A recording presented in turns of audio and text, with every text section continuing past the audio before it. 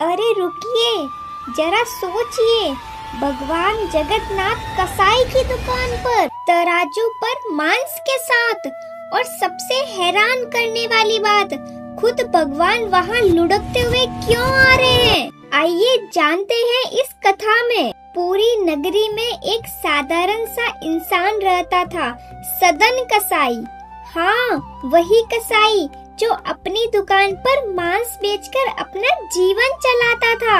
लोग उसे कसाई कहते थे, लेकिन कोई नहीं जानता था कि उसके दिल के अंदर क्या चल रहा है। सदन जब भी दुकान पर बैठता, तराजू उठाता, मांस तोलता, लेकिन उसके होठों से बस एक ही नाम निकलता रहता, जय जगन्नाथ, जय जगन्नाथ। ना दिखावा, ना ढोंग, ना पाखंड, काम हाथों से करता था और मन में पूरी तरह श्री जगन्नाथ महाप्रभु में डूबा रहता था। दिन बीतते गए, भक्ति और गहरी होती चली गई। एक दिन ऐसा आया जब सदन की भक्ति अपने चरम सीमा पर पहुंच गई।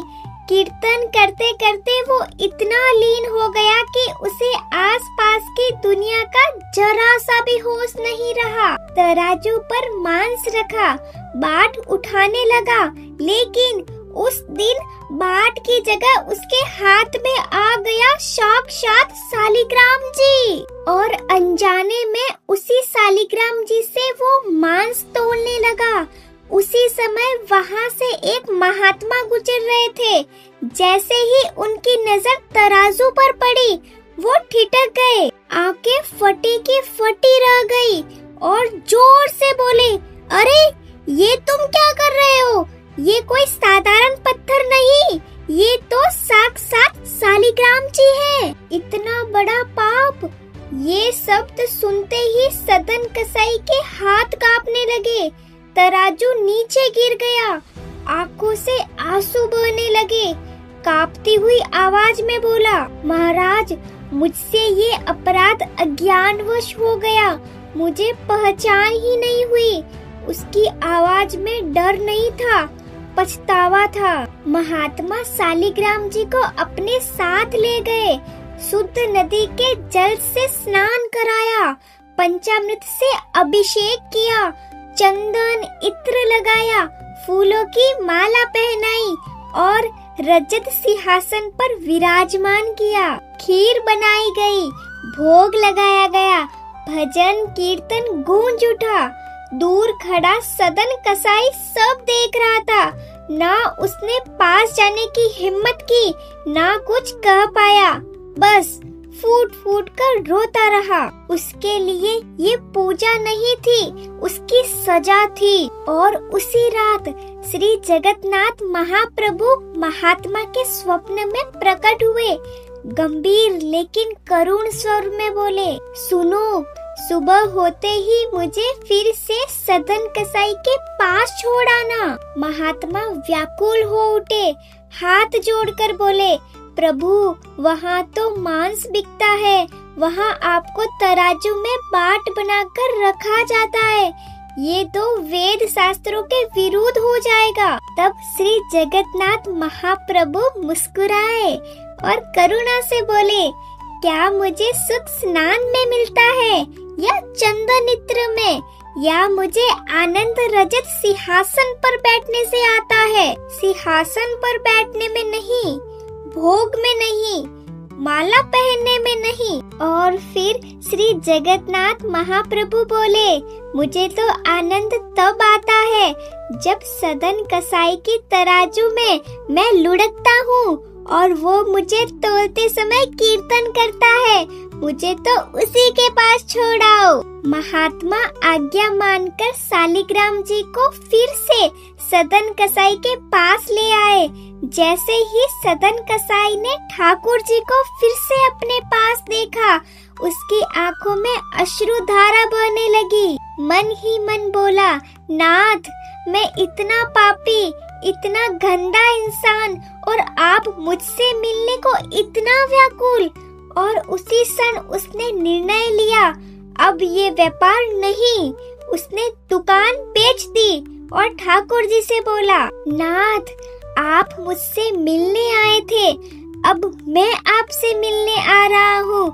और वो निकल पड़ा श्री जगन्नाथपुरी की यात्रा पर। मार्ग में कीर्तन करती वैष्णव मंडलियां मिलती, उसका मन करता साथ चलने का, लेकिन लोग पहचान कर कहते, अरे हटो, ये तो कसाई है, इसके साथ चलेंगे तो हम अपवित्र हो जाएंगे। सदन कसाई चुपचाप उस मुख्य मार्ग को छोड़ देता, कांटों भरे रास्तों पर चलता और मन ही मन कहता, नाथ, मेरे चलने से मार्ग भी अपवित्र ना हो जाए। एक नगर में रात्रि हो गई। वो एक घर के बाहर बैठ गया। घर की स्त्री बाहर आई और भीतर आने का संकेत किया।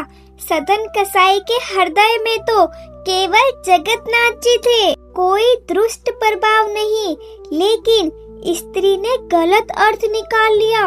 उसने भीतर जाकर अपने पति का वध कर दिया और बाहर आकर चिल्लाई, इसी ने मेरे पति को मरवाया है। लोग इकट्ठा हो गए। सदन कसाई को राजा के सामने प्रस्तुत किया और राजा ने पूछा, क्या तुम ये अपराध स्वीकार करते हो? सदन कसाई ने शांत भाव से बोला, सत्य तो मेरे ठाकुर जी जानते हैं, आप जो दंड देना चाहे दीजिए, बस मृत्यु दंड मत दीजिए, मुझे जगन्नाथ जी के दर्शन करने जाना है। राजा बोला, मृत्यु दंड नहीं, लेकिन जिन हाथों से अपराध हुआ है उन्हें काट दिया जाएगा। सदन कसाई ने अपनी दोनों भुजाएं आगे कर दी और बोला, मेरे स्वामी भी तो ऐसे ही है। उसके हाथ काट दिए गए, लेकिन पीड़ा नहीं, आंखों में आनंद के आंसू थे। चलते हुए वो बस प्रार्थना करता रहा, नाथ, बस इतना प्राण शेष रहने देना कि मैं आपके दर्शन कर सकूं। जैसे ही वो श्री क्षेत्र पहुंचा, श्री जगन्नाथ महाप्रभु आनंद से झूम उठे और बोले, मेरा एक भक्त बहुत कष्ट में आया है, तुरंत पालकी लेकर उसे ले आओ। पुजारी खोजने निकले।